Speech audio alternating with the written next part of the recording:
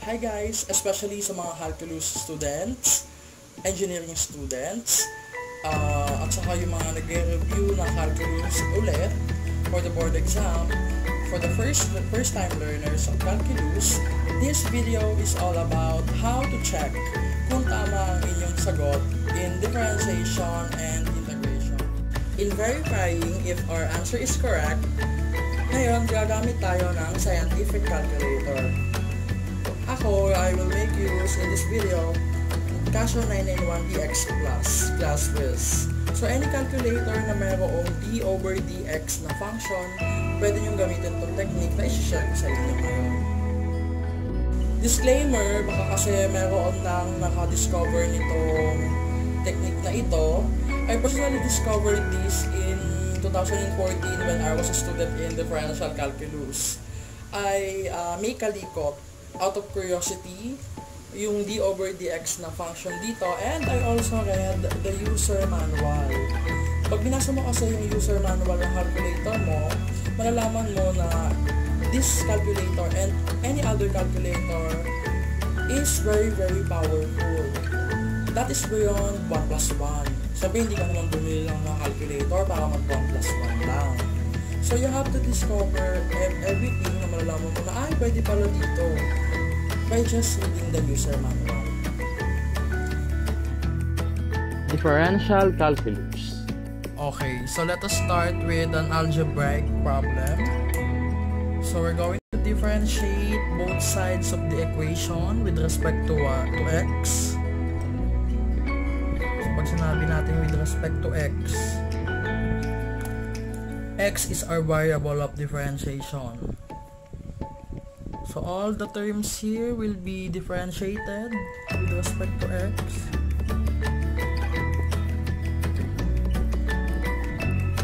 Sorry, hindi pantay. And the differentiation operator is distributed to all of the terms. Okay, so you know that in differentiating something like this, the derivative of this is 12x squared plus 4x minus 5. So 0 na ang derivative nito because this one is a constant. Okay, so let us now check kung tama yung ating sagot. Okay, so medyo madumi calculator ko, sorry. Okay, so we're now going to select this one. Okay, and then i-input na natin tong given.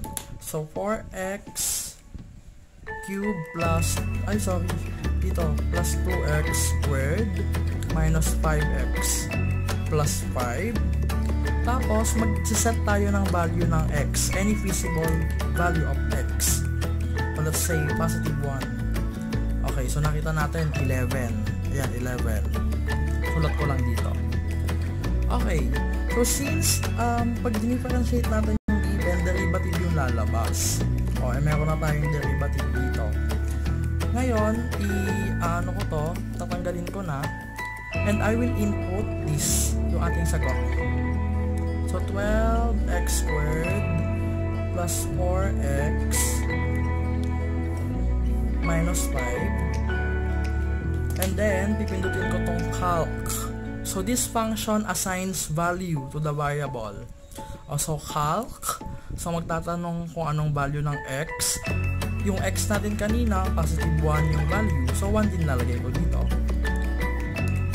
11. So matched, ibig sabihin tama yung ating sagot. Kung nagdududa ka, mag-try ulit tayo. Pero positive 5 naman yung value ng x. So 315. Dito ulit.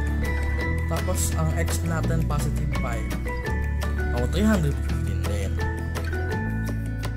Okay, so let's have our last example for the algebraic. So let's have here s is equal to the 7th root of 3 minus t. Lagyan natin ng 5t cubed. Alright, so for this problem, we all know na wala tayong standard formula for the nth root. Pero, if you can devise on your own, pwede mong gamitin yung formula na yon. Pero usually, ginagawa natin dito, para hindi na magkabisado ng formula, we're just transforming this one into fractional power. So, 1/7. Consequently, this one takes the form u raised to n. Itong isang buo na ito, yung u. And yung 1/7, yung n. Baka naman mamaya mapag-interchange nyo pa yan. Okay, so getting the derivative.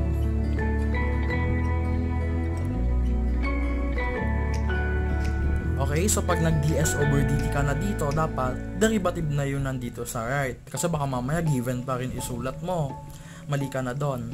So you know that the derivative of a power is n. And then u, itong naka-raise. So we have 3 minus 5t cubed. And then raised to 1/7 minus 1. So we have negative 6/7. Hindi pa yan tapos. Kasi we have to multiply it pa by the derivative nung nasa loob with respect to the differentiation variable. So the derivative of this one, since we have negative, so we have negative 15t squared. Tapos na ang differentiation. We just have to simplify it further. So we have negative, isulat ko sa harap. So 15t squared and then over 7 times the quantity 3 minus 5t cubed raised to 6/7. Okay, so this is our answer. Let us now check kung tama yung ating sagot. Input na natin yung given. So wala namang t dito sa ating calculator. So x yung gagamitin natin. So we have 7th root of 3 minus 5x cubed. O ito. Hindi na tayo basta-basta pwedeng mag-set ng value ng x kasi alam natin na hindi dapat magde-negative itong laman nito kasi magko-complex number.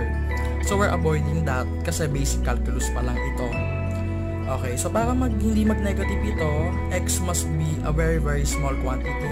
So let's say we have 0.005.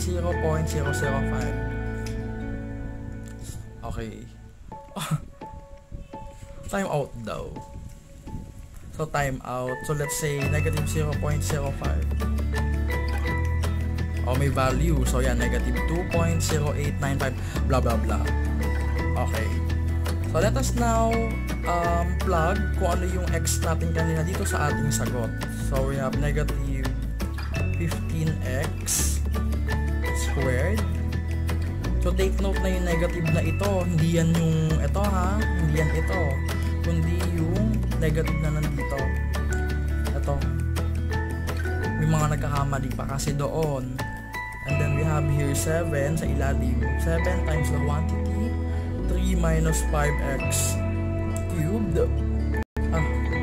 raised to 6/7. So calc 0.05. So ayan din. So okay.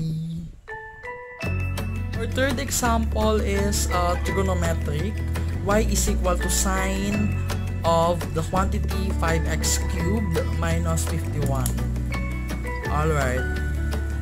So here, this is in the form sine u, where u is 5x cubed minus 51. Baka naman mamaya ganito yung gawin nyo. I-distribute nyo sine 5x cubed minus sine 51. This is definitely incorrect.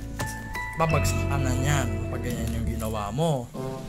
Okay, so y prime, so getting the derivative, you know that the derivative of sine u is cosine u. So cosine 5x cubed minus 51. Pero hindi pa yan tapos. Times the derivative pa nung nasa loob, which is 15x squared. So ngayon, 15x squared cannot be multiplied dito sa loob. Kahit patamaan ng bagyo itong cosine, ayan, hindi mo magbabago ito. This one will be multiplied dito sa harap. So we have 15x squared cosine of the quantity 5x cubed minus 51. O check natin ngayon kung tama yung ating sagot using calculator. Okay, so first, iset muna natin na radian mode yung ating calculator. Napaka-importante nito kasi pag degree, hindi magiging accurate yung ating sagot. Okay, so let us now get the derivative of the given. So we have sine of 5x cubed minus 51. Okay, close parenthesis. Okay, so kahit anong value na yan, let's say 1, naka-radian naman. So we have negative 6.48. Okay, for the y prime, so we have 15x squared cosine 5x cubed minus 51. Okay, calc, positive 1. O, negative 6.48 din. O, try pa tayo ng other, let's say 3. O, negative 91. Pag ito, positive 3. O, negative 91 din. As example for the trigonometric, so we have here 1 minus tangent squared 5x cubed, quantity pala, raised to 5. So, medyo mahirap ito. So, kung sanay ka naman sa direktang pag-solve, hindi ka nag-delete. Okay, so you have to be very careful in solving this one. So, we have the derivative of m with respect to x. So, you know na ang perspective natin dapat dito from outer to inner. So, power formula muna, u raised to n. Okay, so we start with 5. Ito, yung power na to. And then, u, 1 minus tangent squared, 5x cubed, raised to 4, 5 minus 1. Pero, hindi pa tapos. Yung derivative pa nitong naka-raise na to. So, we have 0, derivative ng 1, minus, so ito naka-power formula pa ulit.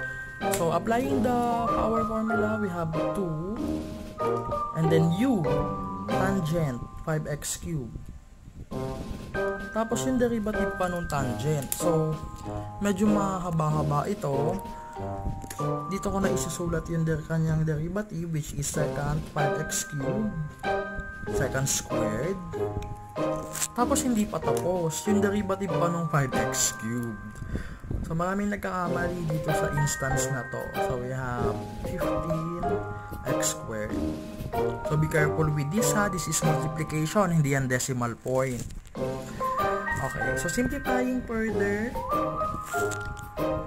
we have 5, 1 minus tangent squared 5x cubed raised to 4. So, hindi na natin kailangan i-expand yan. Abutin pa tayo ng summer class. So, as dito, magiging negative 30 x squared tangent 5x cubed secant squared 5x cubed. Oh, itong 15x squared sa harap ulit mapupunta. Hindi mo yan imumultiply sa mga yan. Tangent u, secant squared u. Hindi, kahit patamaan ng bagyo yan, hindi yan magbabago. And since multiplication na lahat to, itong negative 30, ito yung sa buo, ilagay na natin yan dito. Magiging negative 150. Negative 150x squared. Tangent 5x cubed. Secant squared 5x cubed. And then 1 minus, ito, ayan na, 1 minus tangent squared 5x cubed raised to 4. So, ang haba ng sagot natin. Okay, so let us now verify kung tama yung ating sagot. Okay, so inputting our problem. So, quantity, 1 minus, 1 quantity 1 minus quantity ulit for the tangent squared. So tangent of 5x cubed. Ayan. So quantity ulit for the laman ng tangent. Tapos dito yung squared na. Tapos yung dito pa raised to 5. So dito yung tangent lang yung naka-square. So be careful with that, ha. Kasi isang mali mo lang napindot dyan. Mali na tong technique na gagawin natin. So let's say 1. So we have napakalaki. 7451, 7044. Ngayon, input natin dun ito sa ating sagot. Negative 150 x squared tangent 5x cubed. Ngayon, paano kung secant squared? So you know that secant is 1 over cosine. So pwede natin ilagay sa ilalim. Tapos naka-square to, ha.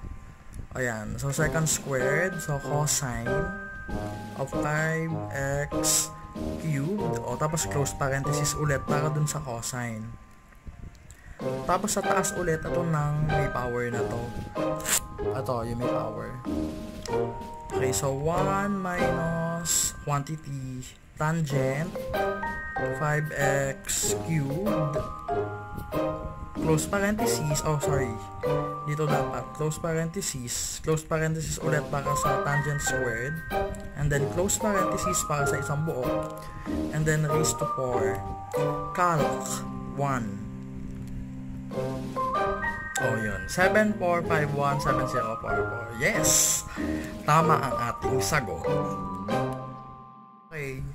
For the inverse trigonometric function, medyo i-explain ko kasi may ano tayo sa value ng x dito.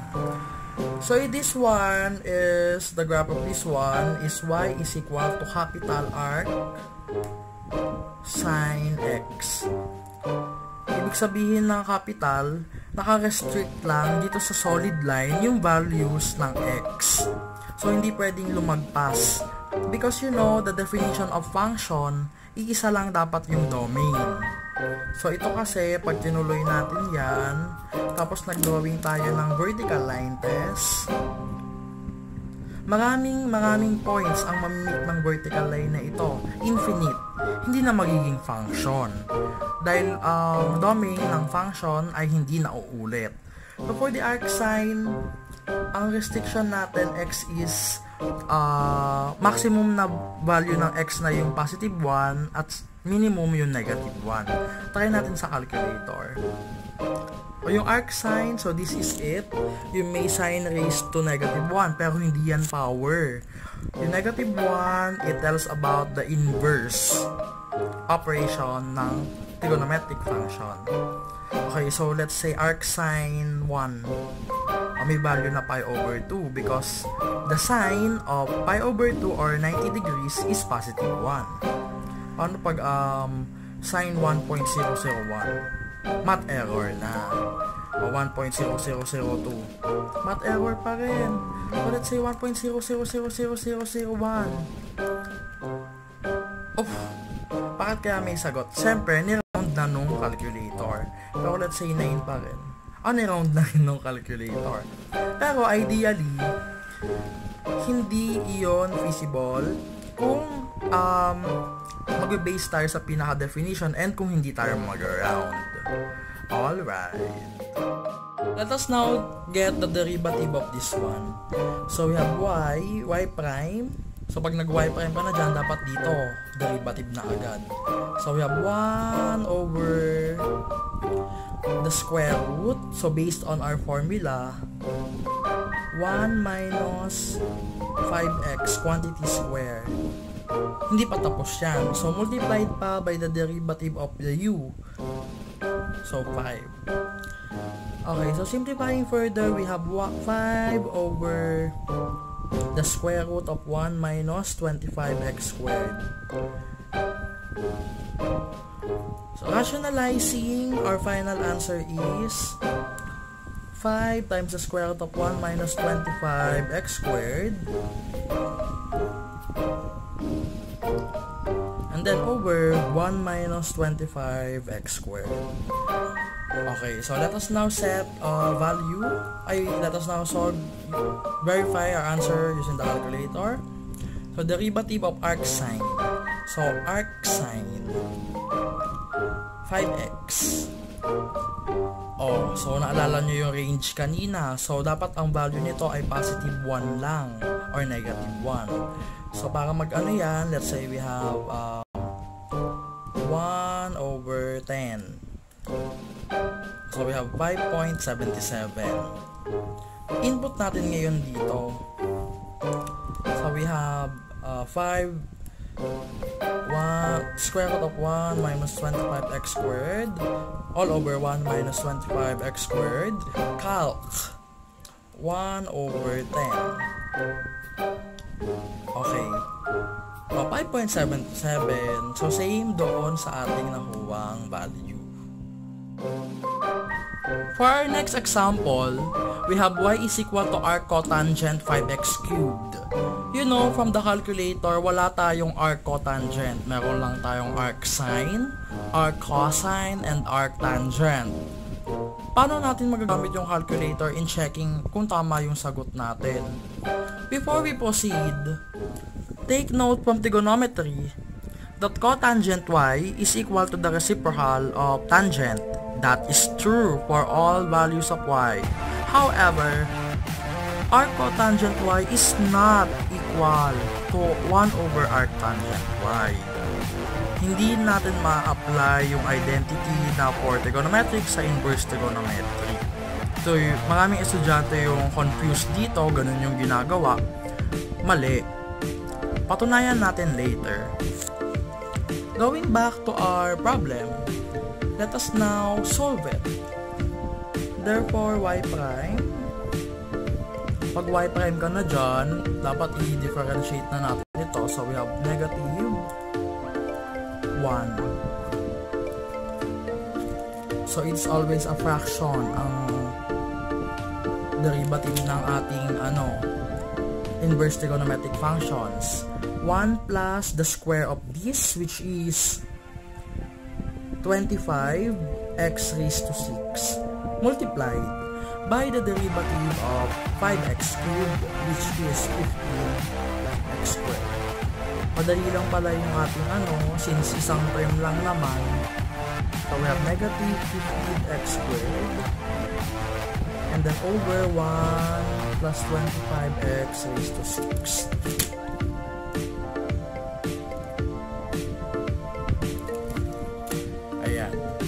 Ngayon, paano natin to i-input sa calculator?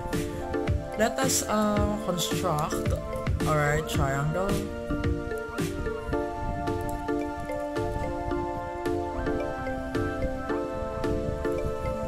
Ayan, wala namang specification yung ating triangle na kailangan ito sakto, hindi.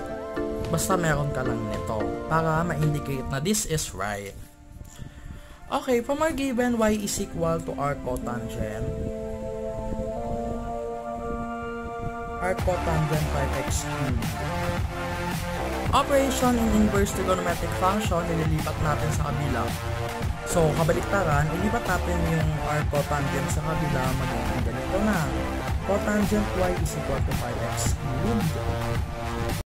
And, ibig sabihin ng 5x cubed ay 5x cubed over 1. If y is our angle here, or acute angle here, recall from the mnemonic SOHCAHTOA, TOWA, tangent is opposite over adjacent. So from this relation, ang cotangent ay kabaliktaran ng tangent. Kung yung tangent TOWA, ang cosine ay adjacent over opposite. So, adjacent over opposite. Adjacent, yes, over opposite. The value of the hypotenuse consequently from the Pythagorean theorem is 25x raised to 6 plus 1. So, So dito pa lang makikita nyo na yung relationship nung nasa derivative at sa anong value ng hypotenuse. Pero hindi natin to gagamitin. Now, since we have expressed these, nakuha na natin yung reference triangle nitong mismong given natin, gagamit na tayo ngayon ng any of the three na nasa calculator. Sine, cosine, tangent. Ang sine at saka cosine involved yung hypotenuse, diba? So, may hypotenuse. Pero yung TOA, tangent, walang hypotenuse. Wala namang square root yung ating mga legs. Yung TOA. Yung TOA pala, so, di mag-tangent na lang tayo. From this triangle, tangent y is equal to 1 over 5x cubed. Napakadali. Opposite over adjacent. Consequently, y is equal to arctangent 1 over 5x cubed. Ngayon nakita nyo na ito, arccotangent y is not equal to the reciprocal of arctangent y. But tignan nyo yung relationship nitong dalawa. Makikita nyo na yung mismong 5x cubed, yun ang equal. Makikita nyo, wait lang. So yung arccotangent 5x cubed ay equal sa arctangent ng 1 over 5x cubed. Napakalayo niyan dito, magkaiba yan. Therefore, ito na i-input natin sa calculator. Alright. So we have the derivative of the arctangent 1 over 5x cubed. Since nasa denominator na yung x, so pwede na tayo mag-whole number para maliit yung value nitong magiging nasa loob. So let's say 2. Take note, negative 0.0374 blah blah blah. Input na natin ngayon yan dito sa sagot. So our answer is negative 15x squared over 1 plus 25x cubed ay x raised to 6. Calc 2. So negative 0.0374. So same lang yung answer. So ibig sabihin tama yung ating sagot. It is important that you take note of this, at saka ito lalo. So maraming estudyante ang saka mamadali, nag-iimbento na lang ng formula, which is definitely incorrect in mathematics. Our first problem in logarithmic functions, y is equal to log of x cubed minus 1 to the base 5. Alright, so this is in the form log of u to the base u, to the base b pala, sorry. Napakadali lang i-differentiate nito.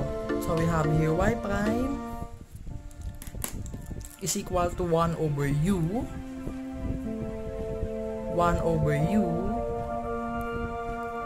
x cubed minus 1, and then multiplied by the constant logarithm of e to the base 5. So itong constant nito laging kasama yan, and then multiplied by the derivative kung anong binaba mo dito, which is 2x squared. Madali na lang ito. So we have 3x squared. So itong 3x squared na to, hindi mo yan dito sa e multiply. So kahit tamaan pa ng bagyo yung e na yan, itong expression na to, hindi mapapalitan yung e na yan. Ganun pa rin. So logarithm of e to the base 5. And then all over x cubed minus 1. Alright. Okay, so input na natin. So we have the derivative of the logarithm. Oh my god, asan na yung logarithm? Ito. The logarithm of to the base 5 of x cubed minus minus 1.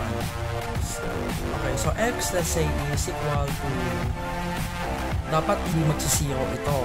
Recall that the value of, lagay ko dito, logarithm of u to the base b, where u is not equal to positive 1, u also is greater than 0.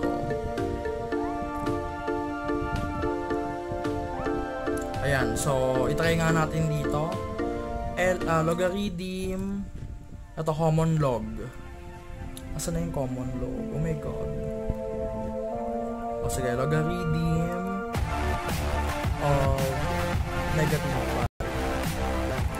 Logarithm of negative 2 to the base 5. So, math error. Kasi, ang target ng logarithm is to find the exponent na dapat meron yung 5 para maging equal sa negative 2. Katulad ng logarithm of 2 to the base, at logarithm of 8 to the base 2, the answer is 3 because 2 cubed is equal to 8.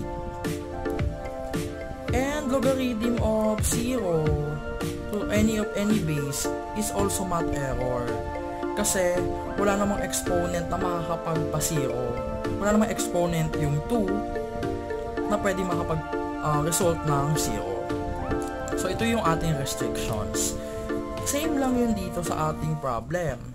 So, derivative of logarithm of x cubed minus 1 to the base 5. Alam nyo na pag positive 1, magsisiro yan. Kaya mag-isip tayo ng other value, let's say positive 2. We have 1.06514. Input na natin yan dito sa ating sagot. We have 3x squared. Logarithm of e. So, meron tayong e dito. So, we have here e to the base 5. Tapos sa ilalim, we have x cubed minus 1. Our value there is 2. Ay, sorry, 2. Oh, chance. So, 1.06514. So, it's the same. Tama ang ating sagot. Our last example for the logarithmic functions. Let's say we have y is equal to logarithm of x cubed to the base e minus logarithm of x raised to 5 to the base e plus logarithm of x raised to 7 to the base e. By definition, you know that ln of u is equal to the logarithm of u to the base e, where e is approximately equal to 2.71. E is what we call the natural number. Ayun yung base ng ating natural logarithm na ln.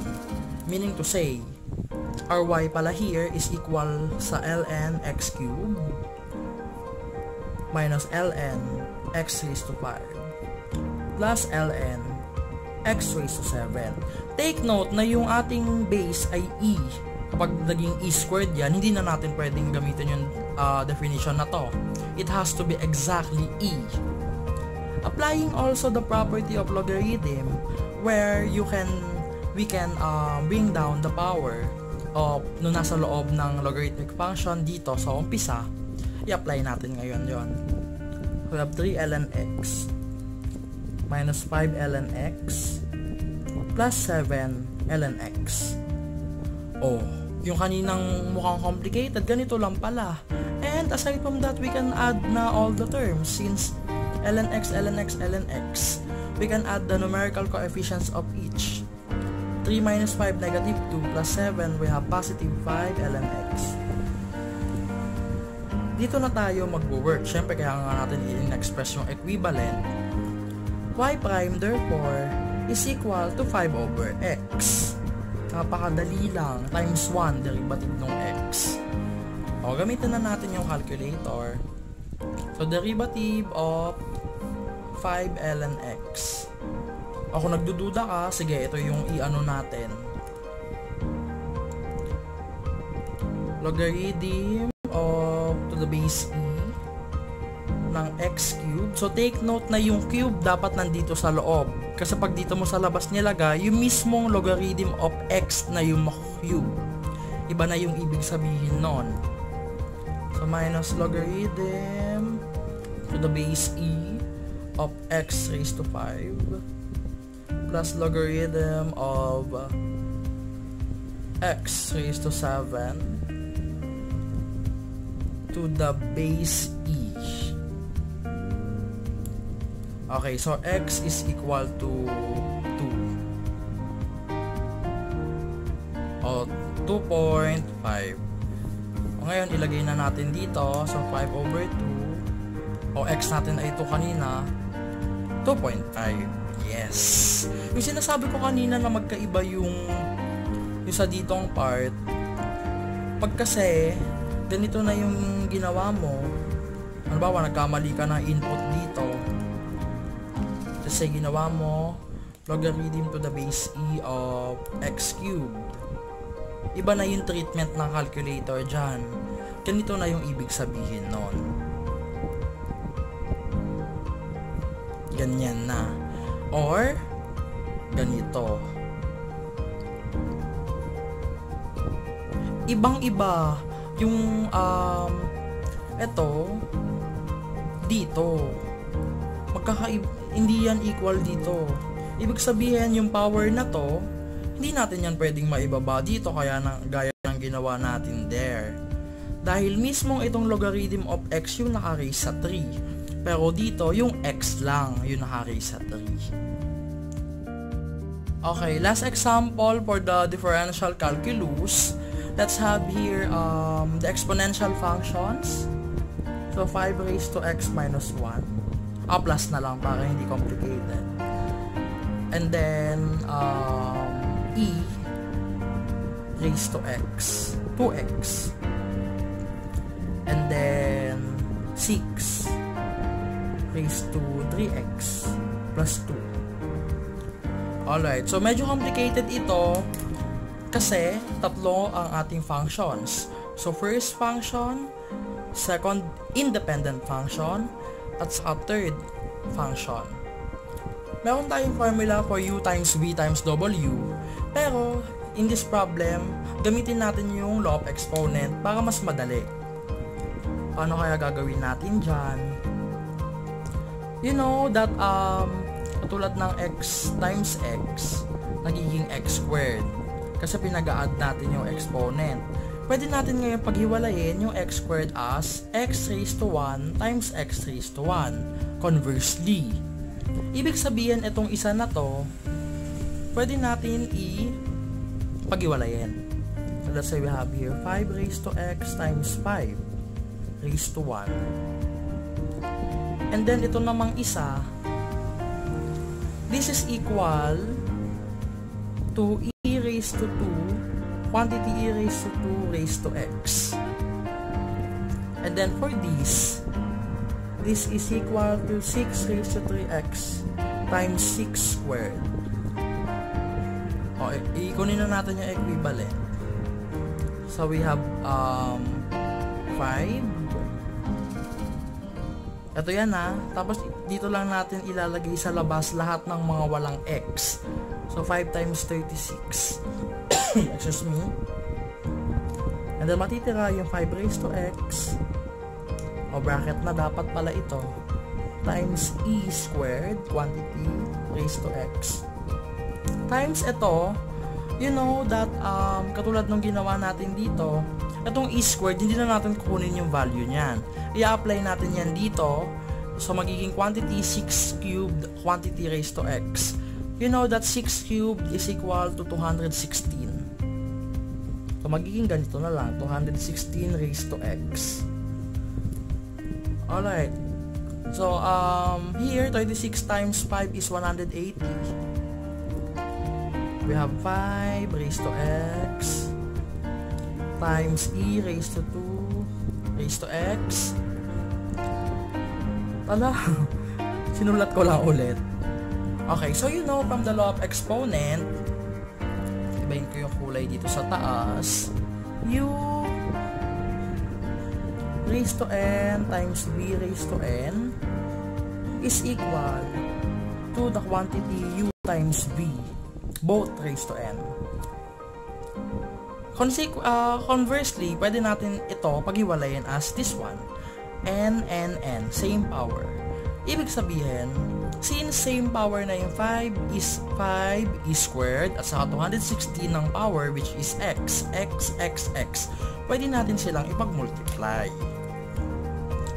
So we have 180, 216 times 5, so para sure, 1080.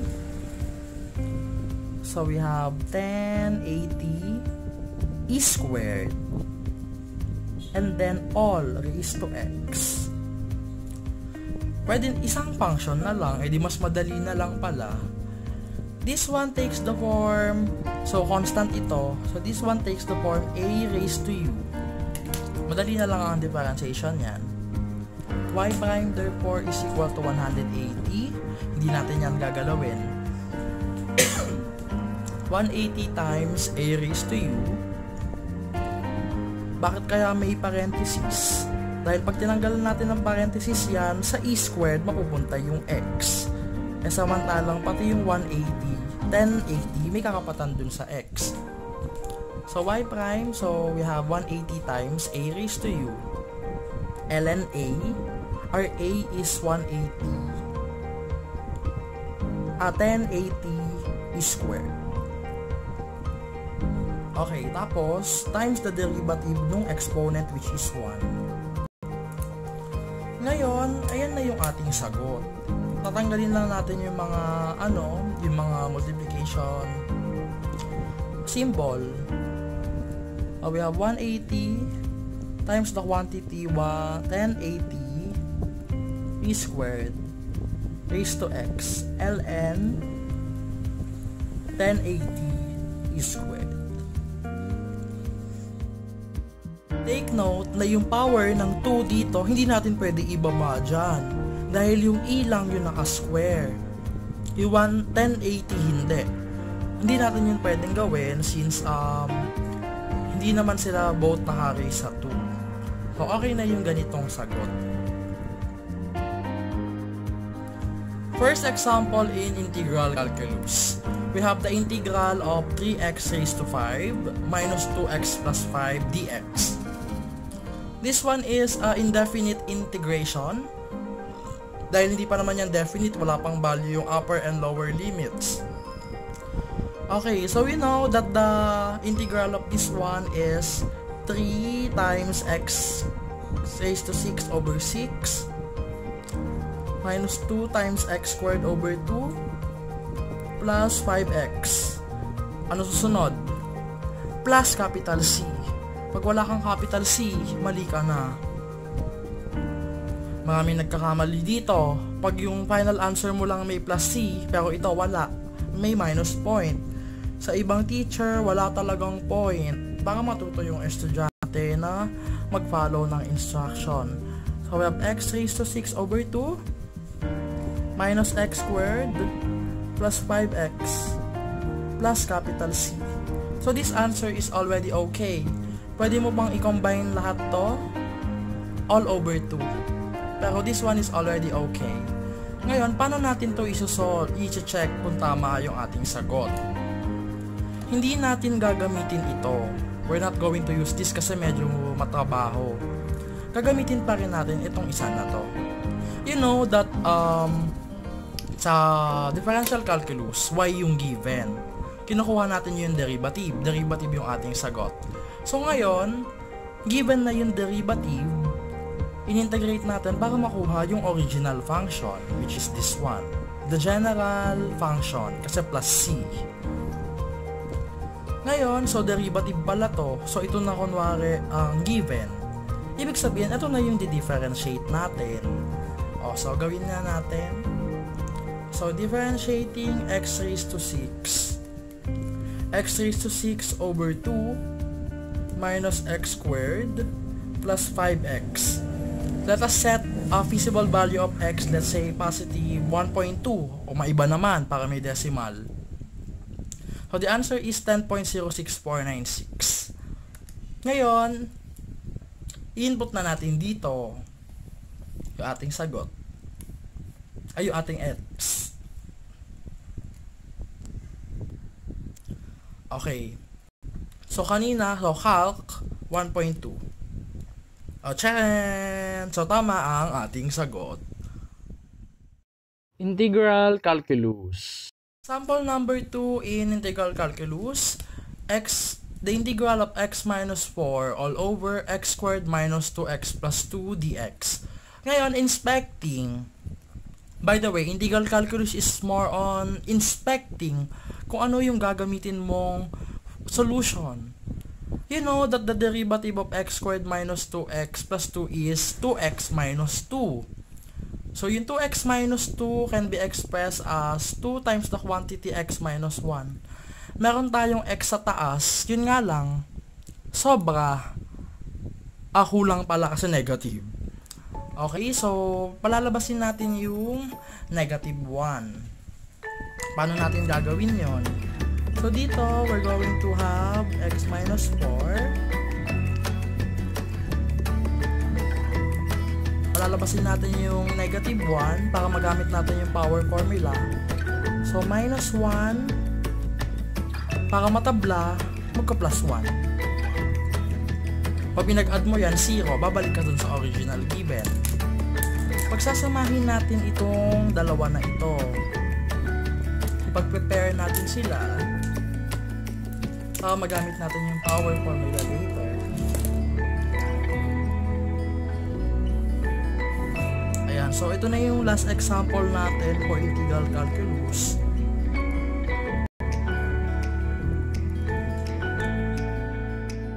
We're going to split now the integrand. Dito na mapupunta yung x minus 1 all over x squared minus 2x plus 2 dx. And then, negative 4 plus 1, negative 3. Second term na.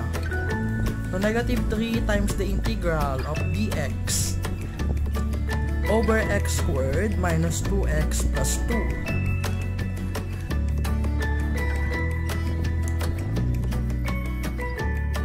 We're going to complete squares here para magamit natin yung additional standard formulas na either leading to logarithmic or inverse trigonometric solution. For the first term, since ang derivative nito ay 2x minus 2, tapos sa taas meron tayong x minus 1, magkakaroon na tayo ng integrating factor. Inserting 1/2 here. Ito yung reciprocal ng ating ito yung integrating factor natin. Tapos dito magpapasok na tayo ng 2. Sa ibang book, neutralizing factor yung tawag. Ayan, so para du over u na.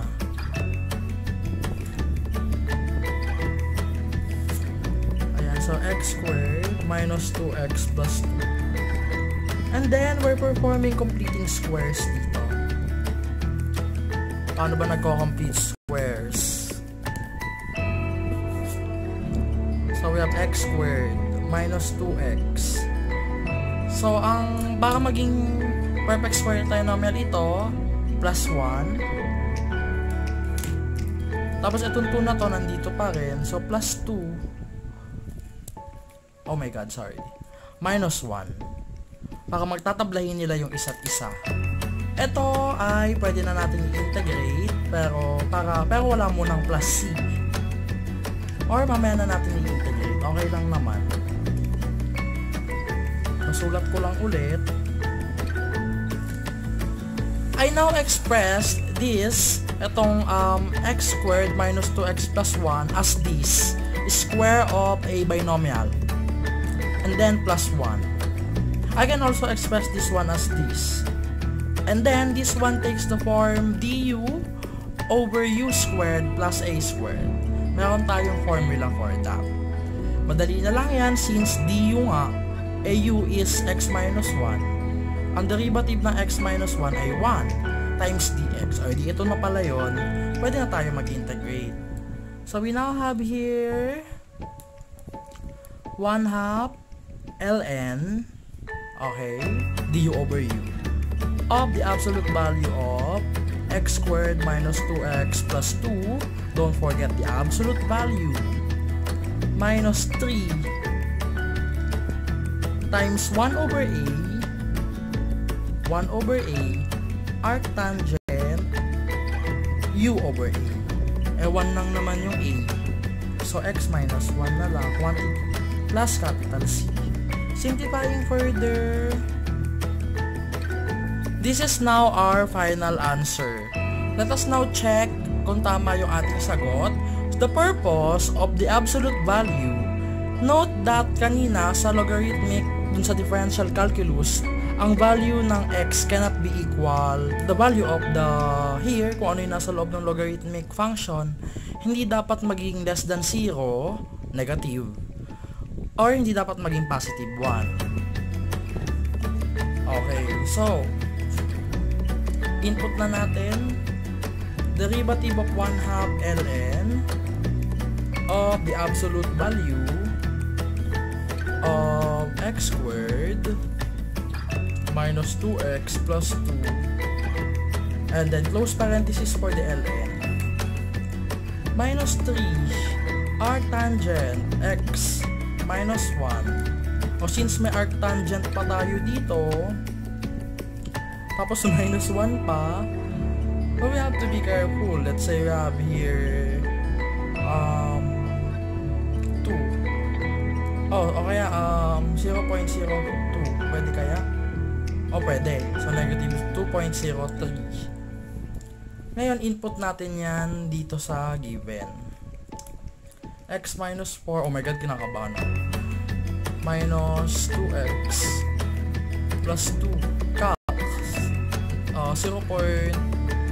Ano ba? 0.2? 0.02, sorry. 0.02. Negative 2.0301. Yes! So, tama ang ating sagot. Yung mga limitations ng inverse trigonometric, ng logarithmic, etc. Hi guys, so if you are interested in poetry also, I also have a poetry page on Instagram and Facebook. Just like or follow so that you may see some of my poetic content. Thank you.